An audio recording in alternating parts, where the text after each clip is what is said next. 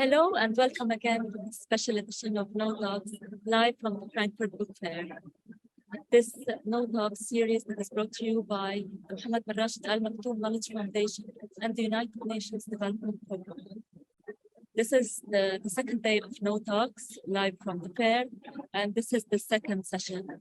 We are having 2 daily sessions from the 19th till the 23rd of October, live from Frankfurt. Here with me today, we have Stephanie Barnes, Chief Chaos Organizer and Teleki. Stephanie Barnes is Canadian and is joining us from Berlin.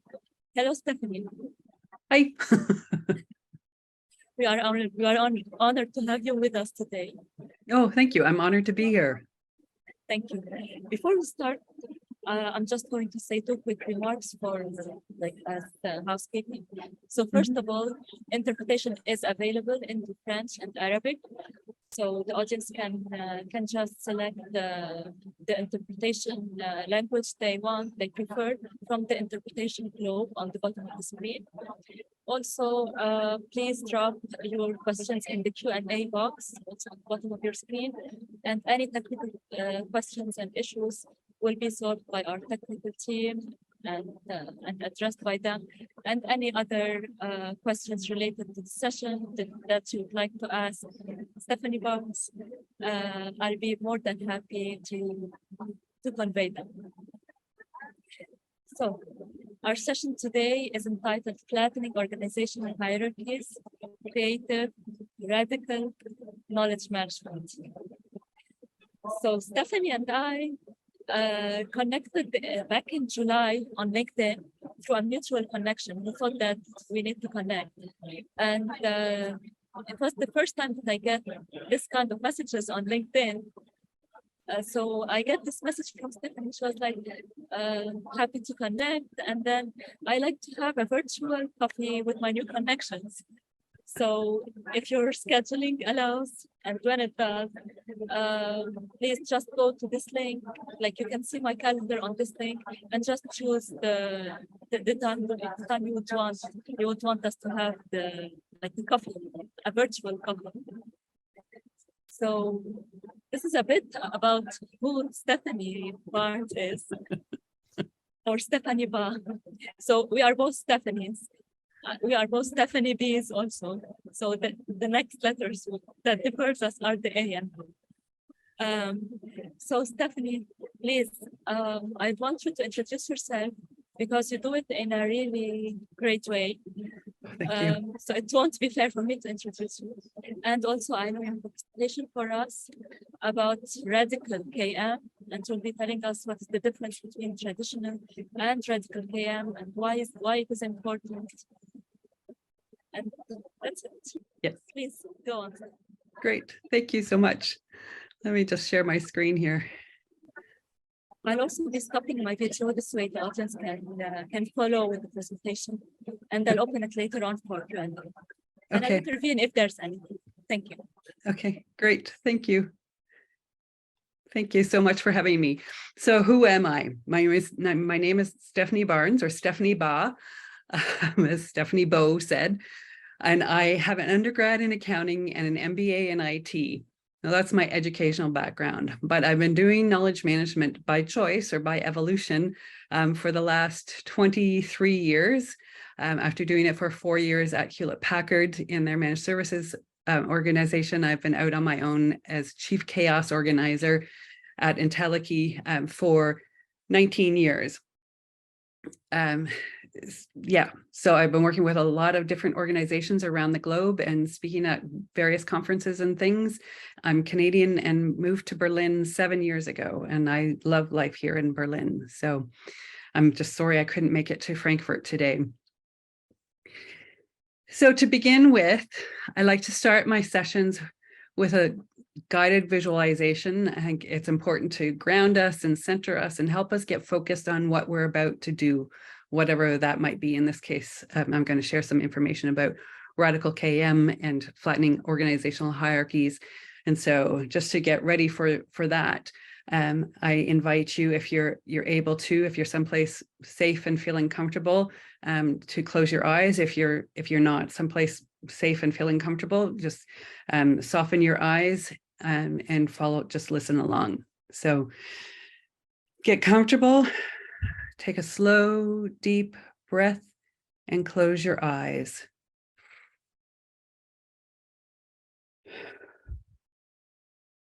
Picture in your mind's eye a small and delicate flower. Floating gently inside your skull.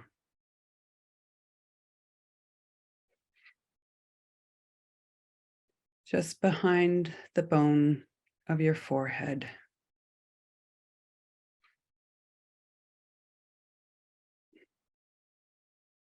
Notice the flower's color, its shape, the pattern of its petals.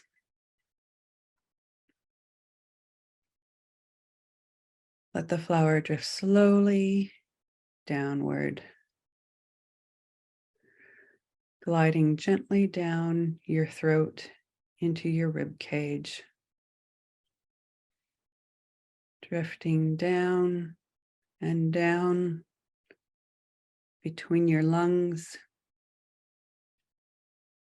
downward, gently downward.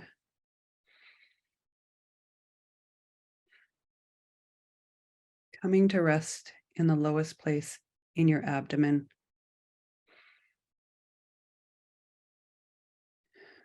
The place where your breath reaches when you breathe fully and deeply.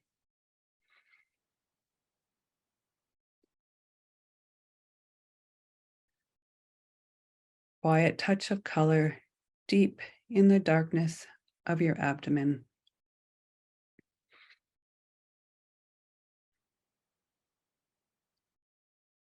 Hold the flower there.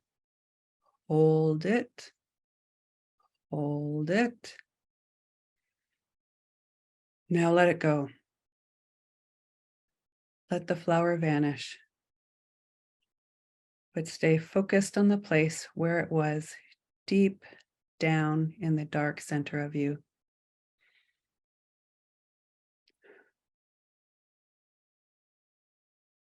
Focus on the darkness.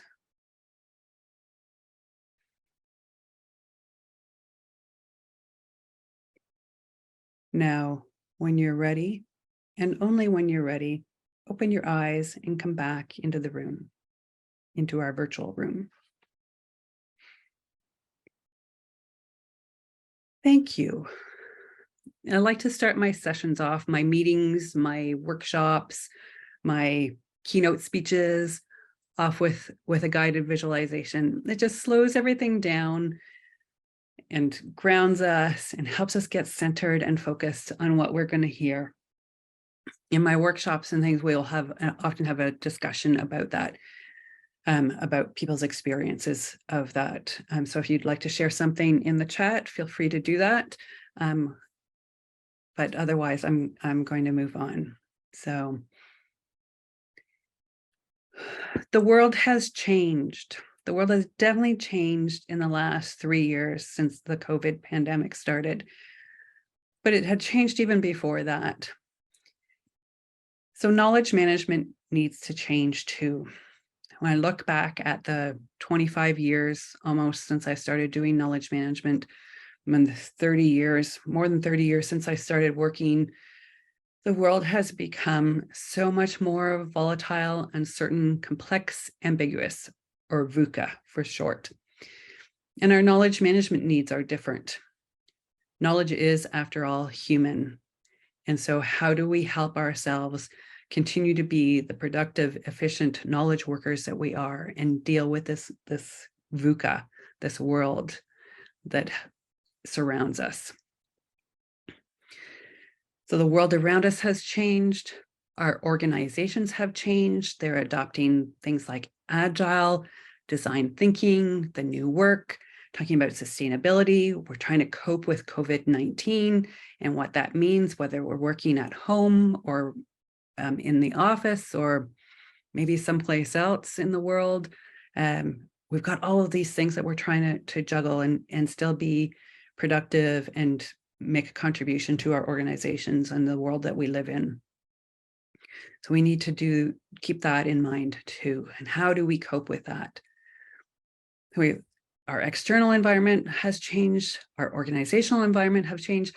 Employees have changed. What people want from their jobs has changed. They want to be coached and not managed. They want to be able to take some more risks and have some autonomy.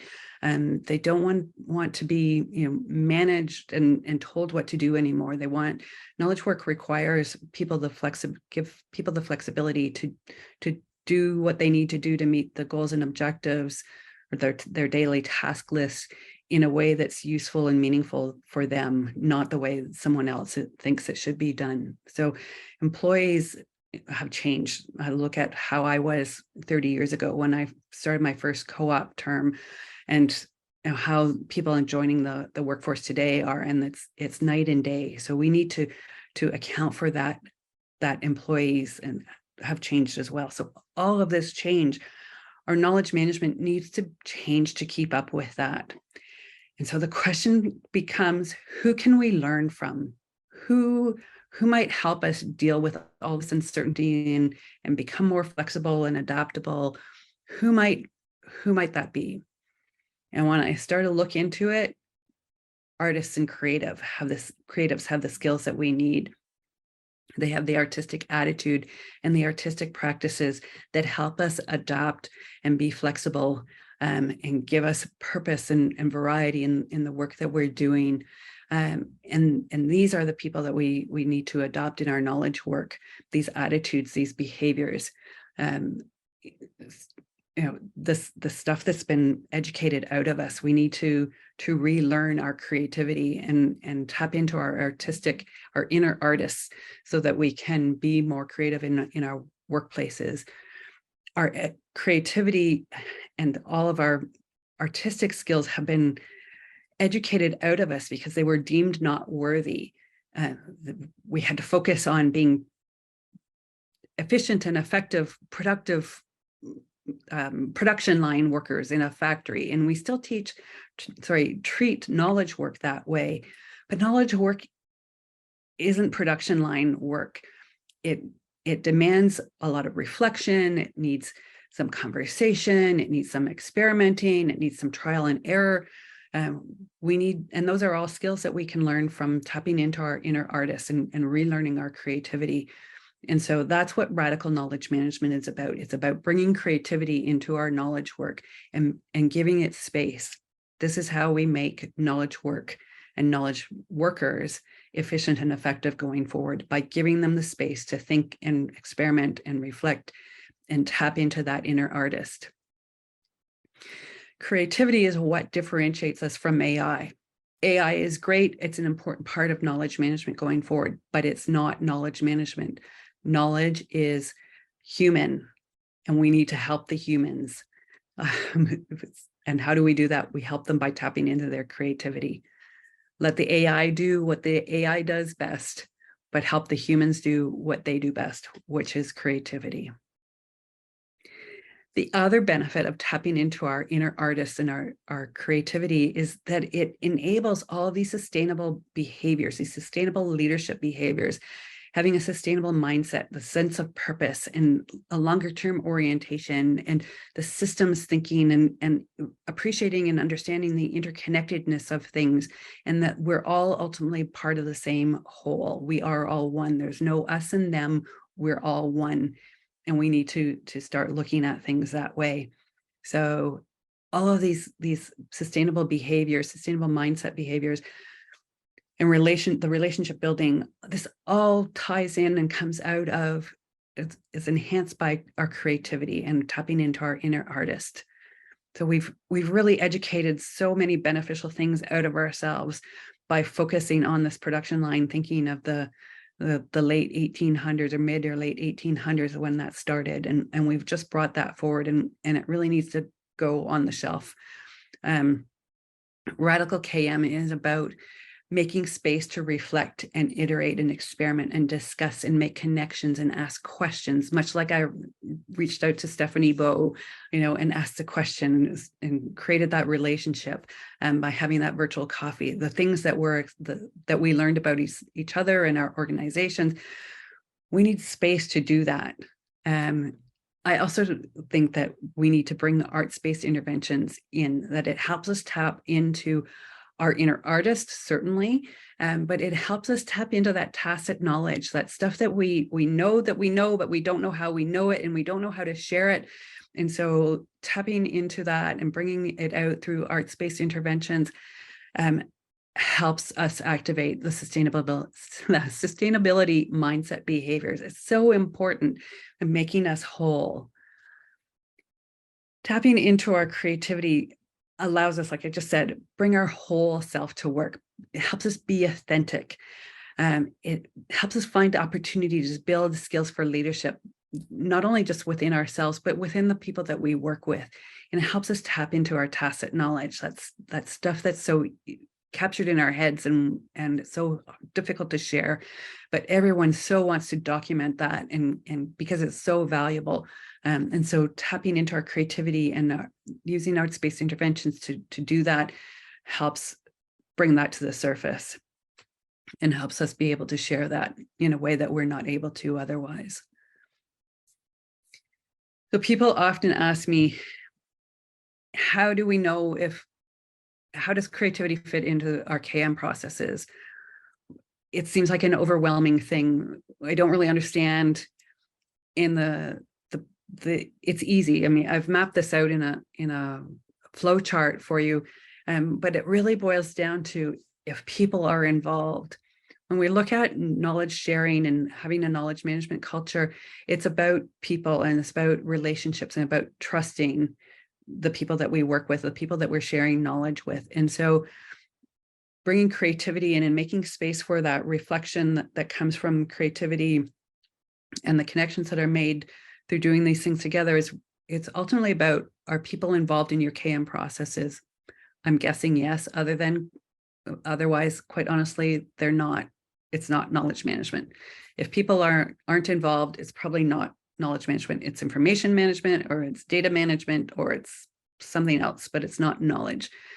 So if people are involved, then there's an opportunity to bring some creativity in. It could be a little activity, a little icebreaker kind of activity, like the visualization we did at the start of the session. It could be a little scribble drawing activity that I often do in my workshops that takes 5 minutes to do. It could be something bigger. If you're doing something bigger, 2 or 3 day workshop, strategy development workshop, or project workshop, and you have some more time, then we can look at bigger interventions and doing something bigger. So it just depends. There's a lot of factors in what you're trying to achieve, but there's an opportunity there as long as people are involved, because bringing these activities into knowledge management helps us build that trust and build that knowledge sharing culture, and break down some of the silos and the hierarchies that are otherwise present in our organization and our knowledge sharing. So radical KM is really about, and why I call it radical KM. It's radical, certainly it's an unusual out there idea, so that sense of the word, but radical also means about going back to the roots. And so knowledge management is about learning. Radical KM is about going back to the roots of how we learned, or how humans learned, being playful, being curious, being iterative, experimenting, trying and failing, seeing what happens. Those are our roots. When you look at how children learn, they're being playful, they're being curious. Everything when you're 4 years old is about learning, but they're learning through playing in the sandbox or playing on the swings and having exchanges with other kids, and painting and doing all kinds of things that they just keep doing over and over again. I often think about the iteration and of learning to walk, and watching a 12-month-old maybe learning to walk. They don't just get up and fall once and give up. They keep getting up and trying until they succeed. And before you know it, they're running across the room and causing all kinds of havoc. So they keep going. We need to bring that into our organizations too, and that iteration and that curiosity and that persistence and that passion for trying, for our knowledge work, for finding solutions to the problems that we face. All of these things are so important for our organizations going forward. Now, I know when I do these sessions and do workshops, people are often saying to me, you know, they work with a lot of lawyers or a lot of accountants, a lot of engineers, that, you know, their organization is risk adverse. How can they cope with this? They're really hesitant to bring this to their organization. They like the idea of it. They like the sound of it. It's, you know, they're curious about it. They recognize that they need to do something different, that their organizations really need to be challenging things different and looking at things differently, coming up with new solutions, but they also are risk adverse. And so my advice is always to start small, start socializing it, have a coffee with somebody, you know, tell them you've heard this webinar and the session, and have a conversation and see. And start trying it out. Try it out with your knowledge management team or your project team, your program team, and just start small. Start with a scribble drawing, start with a guided visualization, start small, just try something out. Small things are low risk. There's low investment. You don't need, you know, anything other than any of the stuff. The small stuff takes like 5 minutes. So all you're investing is 5 minutes. The big challenge is having the bravery and the courage to try it. And I encourage you to try it because in all the years I've been doing it, no one has ever yelled or screamed or gotten up and left a workshop or anything like that. People have been very receptive and very glad that I have slowed things down and brought this approach to them. We've come up with new and innovative ideas in the workshops, formed better relationships, all kinds of things. So, but start small, start something, you know, a bite-sized piece to start with. And as much as I'm saying start small, and I believe in that, some organizations, there's already some support for it. So start bigger with a studio. Lots of organizations now have this mixed people at the office and people working from home, and they have this free office space. So I'm talking to organizations about creating a studio in the office using some of this underutilized office space, so that when people are together in the office, they're doing things that are harder to do remotely. They're building those relationships. They're creating the trust and the respect that it's harder to build remotely when you're not in the same room with someone and not interacting with them only through a camera. There's lots of stuff that we can do through sessions like this and video. And I lead a Radical KM class, and we paint over Zoom, and it works out great. But it would be so nice to be in the room together, but unfortunately that's not possible. So, but if you've got some underused office space, maybe think about a studio. Whatever you do, it requires patience, it requires trial and error, and it requires lots of communication, explaining to people the benefits of doing it, why you're doing it, that it's an experiment, you're just trying it out and want to see what happens.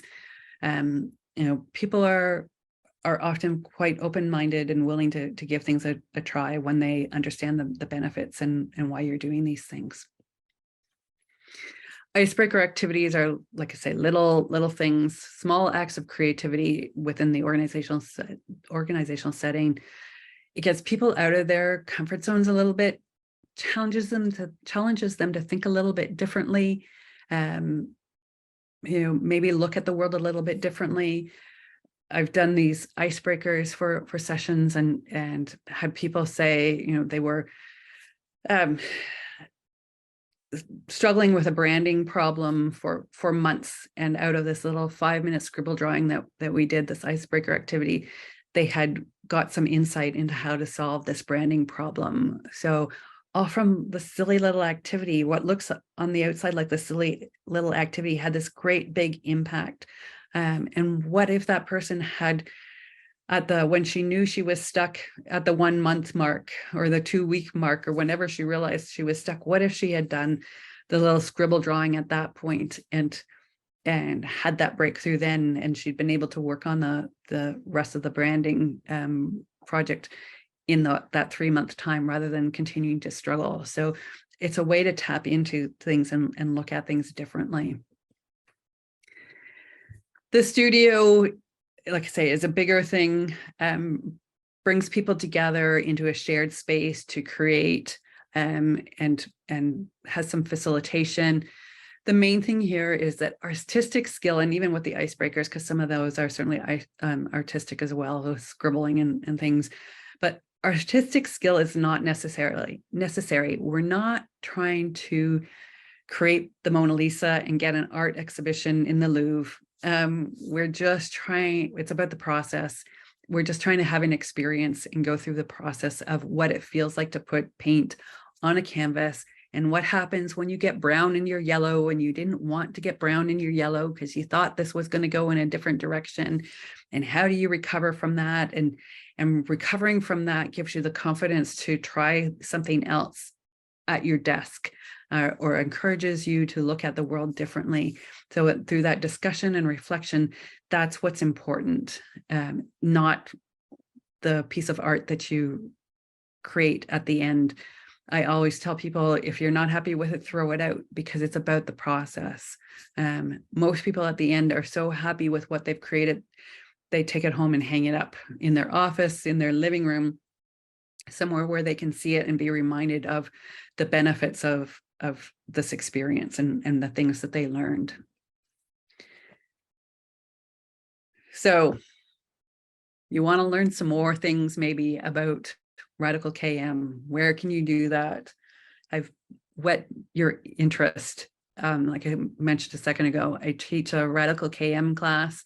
We're just in the middle of this fall session. It'll be offered again in spring of 2023. And there's a book list here, a partial book list. The full book list is about 45 books now, but these are the main ones that got me started. In particular, the 7th book, Orbiting the Giant Hairball, is particularly good and an easy read to introduce some of these ideas.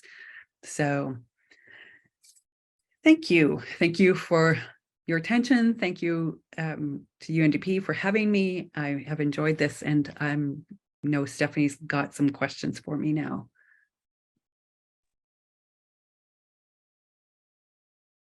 Thank you, Stephanie. Thanks, Stephanie Ba. If you can just stop sharing your screen, please. Yep. Yes. I didn't want to intervene. Like, thank you so much for the letting go experience.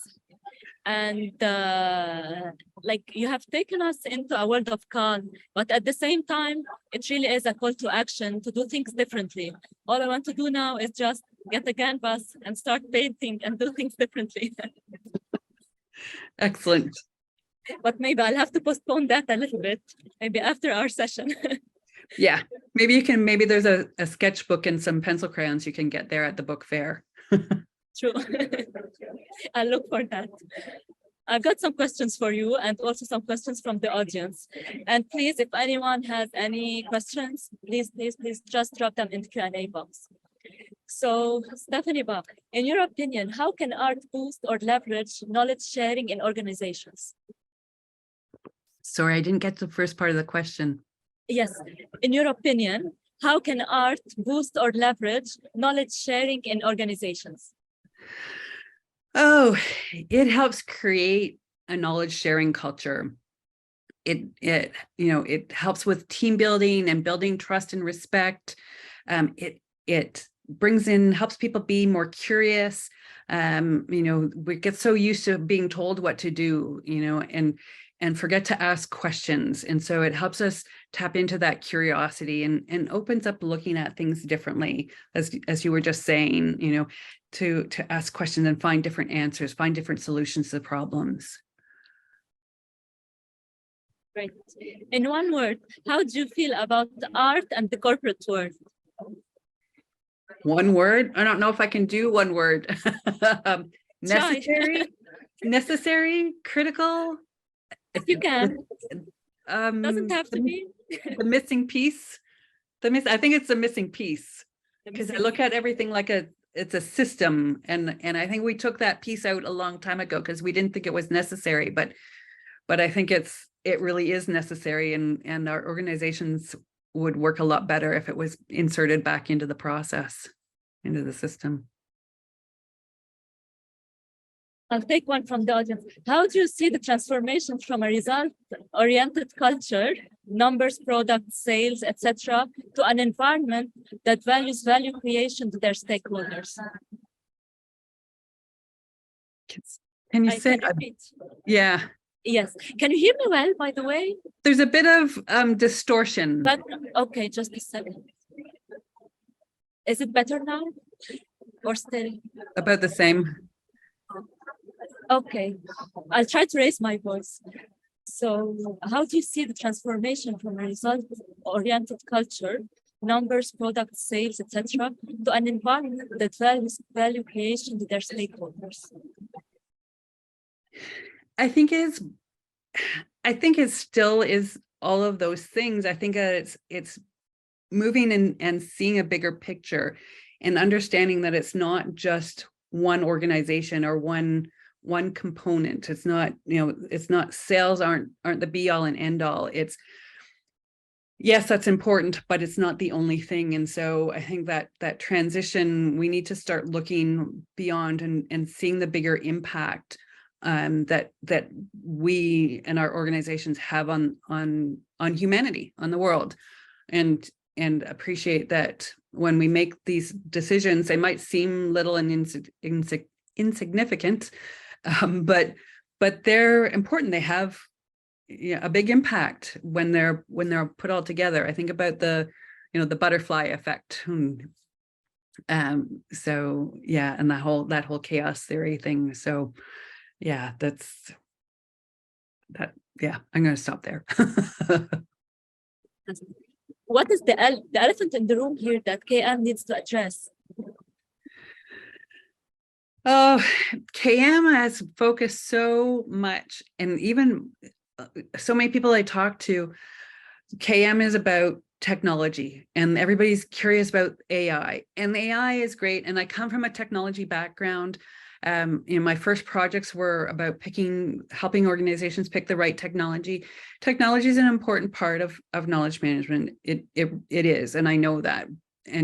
But it's only one component, and we lose sight of all the other knowledge. So then when we focus on the technology, because again, it's one piece of the puzzle, and knowledge, as I was saying in the presentation, knowledge is human. And so we need to focus on the people and the process part of it, and bringing creativity in is about that, especially about the people part of it. And so we need to recognize that, people are the elephant in the room that nobody wants to talk about because it's squishy and it's soft, and it's, it's people. People are hard. People have bad moods, and they're sleep deprived, and they're stressed, and yeah, and sometimes they have a great day, so maybe they're in a great mood, and the next day they're not, and people are hard, but yet absolutely critical if we're going to be successful. So I think that's the elephant in the room. The Q&A section is starting to really populate with many questions. We want to know, what have you read lately? Oh, I'm reading a book called Nexus, which is about the intersection of art, science, and technology, written by a couple of people that are big in the design world. And so I'm only about 100 pages into it, but I'm so excited. They're talking about the same kinds of things that I'm talking about with Radical KM. And so I love it when I find people that are talking about the same kinds of thing. And so I know I'm not out here alone in the wilderness talking about the benefits of all this stuff. There's other people out in different parts of the world talking the same kinds of things. So it's reassuring. It is reassuring. it is. Absolutely. From what you are currently reading to which reading, be book, article, piece of research paper, which reading would you like to recommend to the participants of the event? Well, I would recommend that one, but I haven't finished it yet, so I'm going to hold off. I'm going to recommend the one that I finished just before it, which is about domination versus partnership societies. And you might be thinking, what does this have to do with knowledge management? But it has to do with knowledge sharing, creating a knowledge sharing culture. And when we're in a domination culture, a hierarchical culture, people use knowledge as command and control, withholding it, not sharing it, which is the opposite of what we want. And so really a partnership structure is really what we're looking for with knowledge sharing, with a knowledge culture. People are willing to share, they trust each other. There's all kinds of other benefits that come out of having this sort of partnership approach rather than this hierarchical approach. So it's definitely about flattening hierarchies. And that was a great book. It's by Rand Eisler and I forgot the other guy's name, the other person's name. Fry, his last name's Fry. And it's called Nurturing Our Humanity. But it's about that partnership, partnership versus domination society or structures. I tried to look it up, but yeah. Why is creativity so undervalued? When I started writing about Radical KM and putting all the pieces that I had gathered together, because this is an idea that I've worked on for 10 or 11 years, since 2011, when I started painting, and putting the pieces together, I initially thought that it went back, as I said in the presentation, to the mid 1800s and the industrial age and the production line thinking. And then I got curious, as I do, and thought, well, there was a set of circumstances that made that possible, and what made that possible in the mid 1800s for this production line thinking and this adoption. And I went back to about the 1400s and the Enlightenment, and lots of people that I read. In fact, this book that I mentioned, The Nexus, they talk about the Enlightenment and the split at that point, and there's something in that too. But there again, I asked the same question. There's something in this, in that at that time that made that possible, and I kept tracing it back and reading and and researching, and I got back to like 10 or 12,000 years ago. And we, because it all made, and this is where the domination versus the partnership society comes in, and that the sort of the split between things and domination sort of took over, and I think out of that, all of this other stuff that then ultimately split off creativity, allowed creativity to split off and be undervalued, that it's not seen as useful and valuable. It's something that only artists do. Not everyone is artistic or has any kind of skills in that direction, and so we should leave that to those people. But the truth is, we all have that as children. We all did something creative as children, even if it's making mud pies in the sandbox. There's creativity in building the sandboxes, the sandcastles and things.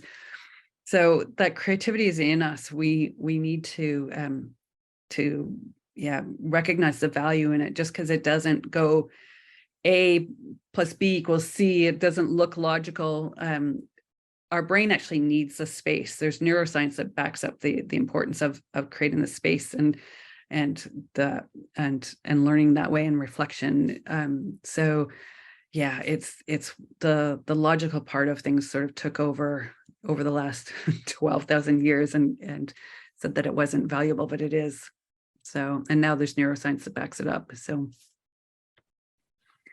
Do you think that people are somehow afraid to be creative?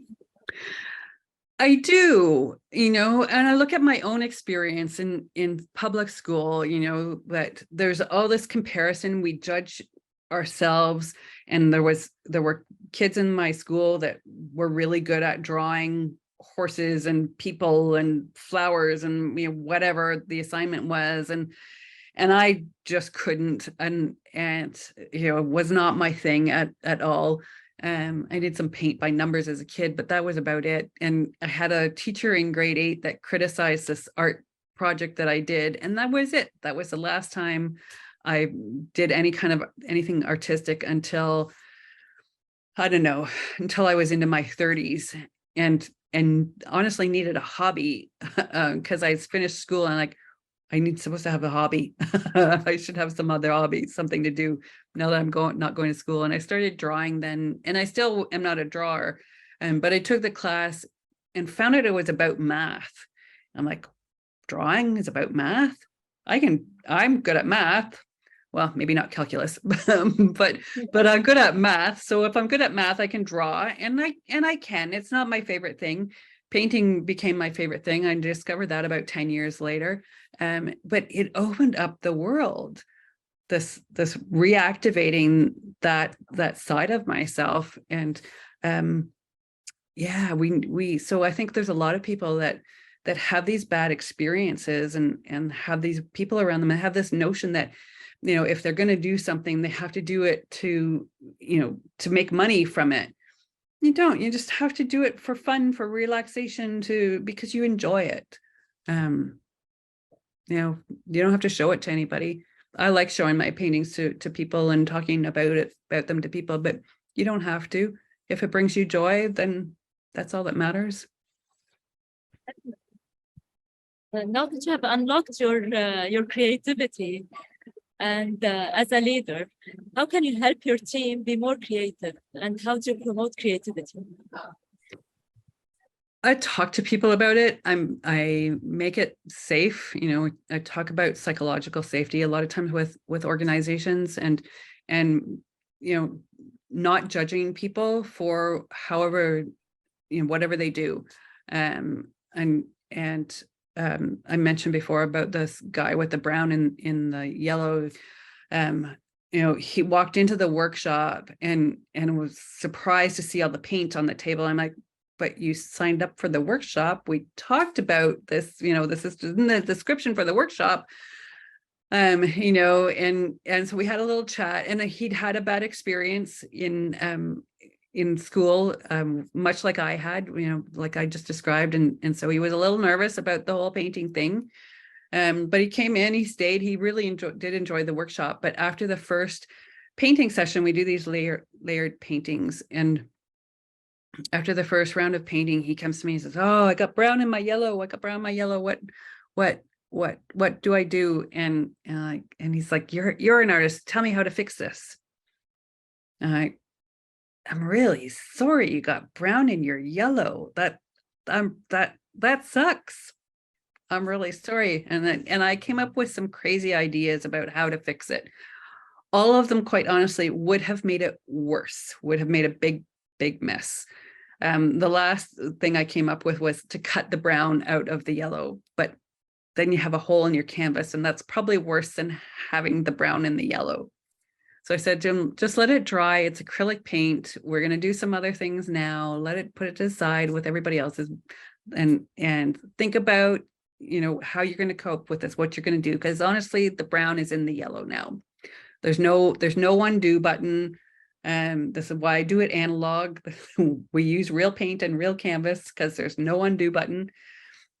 And so I said, set it aside and just think about what you want to do going forward, because the brown is in the yellow.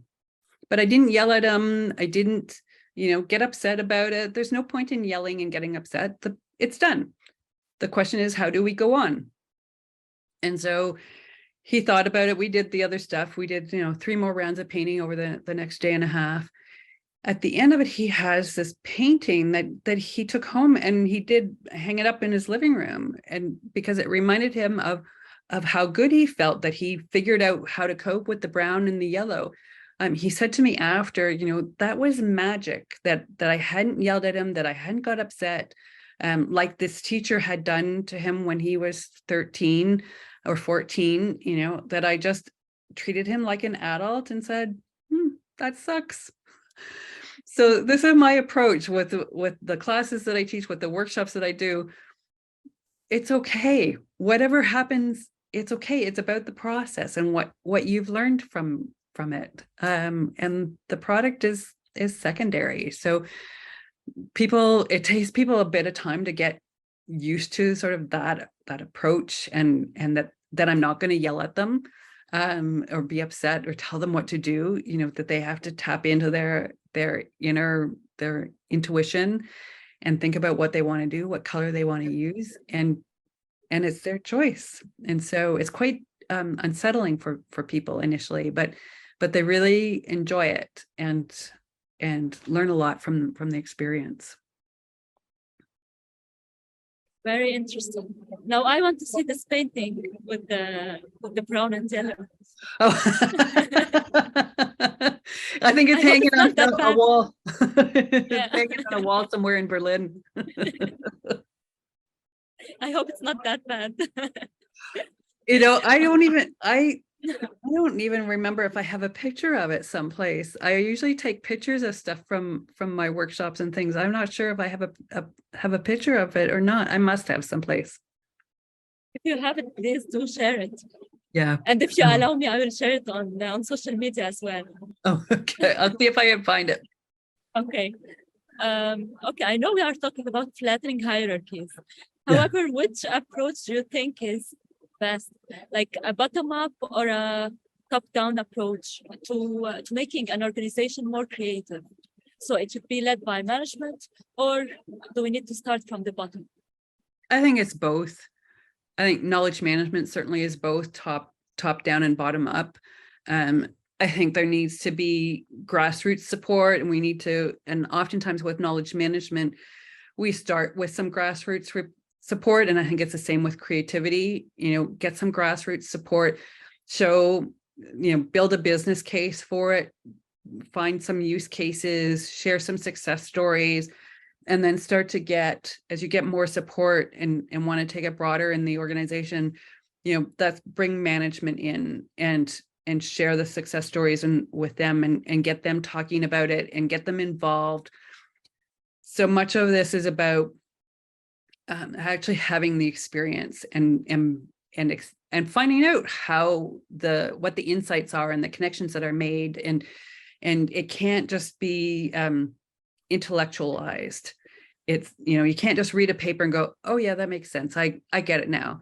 You need to have the experience. It's like you can't learn to swim reading a book, or you can't learn to ride a bicycle by reading a book. You have to go and do it.